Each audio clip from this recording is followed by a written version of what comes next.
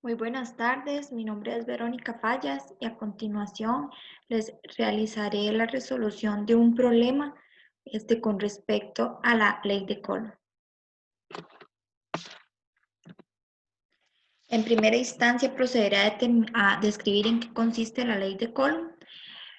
La fuerza de atracción y repulsión entre dos cargas puntuales o directamente proporcional al producto de las cargas e inversamente proporcional al cuadrado de la distancia que las separa. Lo mencionado anteriormente lo podemos resumir con la ecuación que vemos acá.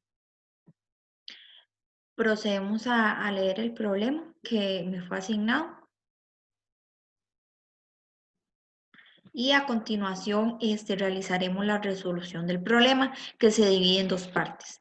Con respecto a la parte A, se pide dibujar un diagrama donde se muestran los cuerpos, las longitudes de la fuerza recién mencionados.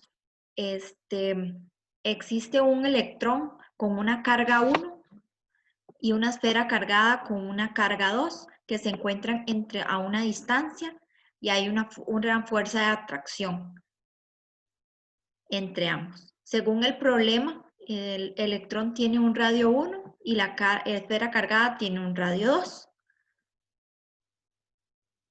Aquí podemos observar los datos con respecto a los datos del electrón y los datos de la esfera cargada. Con respecto a la parte A, debemos realizar un diagrama de las dos cargas y diagramar la distancia que se separa la superficie del electrón y la superficie de la esfera. El electrón experimenta una fuerza hacia la derecha y la esfera cargada experimenta una fuerza hacia la izquierda. La distancia de separación entre las cargas sería el radio y la distancia que hay entre la superficie de la esfera y el electrón. Aquí procedemos necesitamos saber cuál es el radio, que eso es lo que tenemos aquí.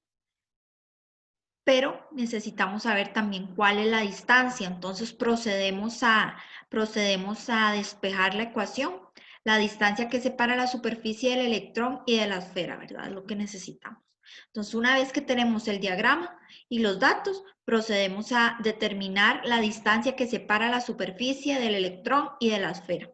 Como les mencioné en primera instancia, lo vamos a realizar mediante la fórmula de la fuerza, que es igual a la constante de proporcionalidad. Aquí es muy importante mencionar que la constante de proporcionalidad siempre nos la van a dar y la fuerza siempre la vamos a trabajar positiva porque estamos trabajando con magnitudes.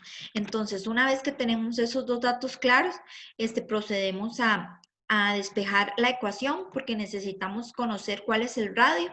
Entonces, aquí tenemos ya la ecuación despejada, como lo podemos ver. Procedemos a sustituir datos porque todos los datos los tenemos, como podemos ver acá arriba.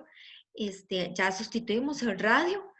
Va a ser igual a 9,0 x 10 a la 9 por 1,6. Aquí también es muy importante mencionar por qué lo puse positivo.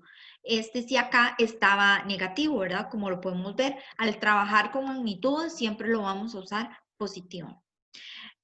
Por 1,9 x 10 a la menos 18 entre 4,5 x 10 a la menos 13. Aquí nada más sustituimos datos, como podemos observar, todos los datos ya los tenemos.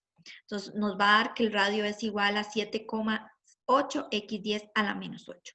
Una vez que tenemos acá, procedemos a sustituir esta ecuación de la distancia radio menos R1 menos R2.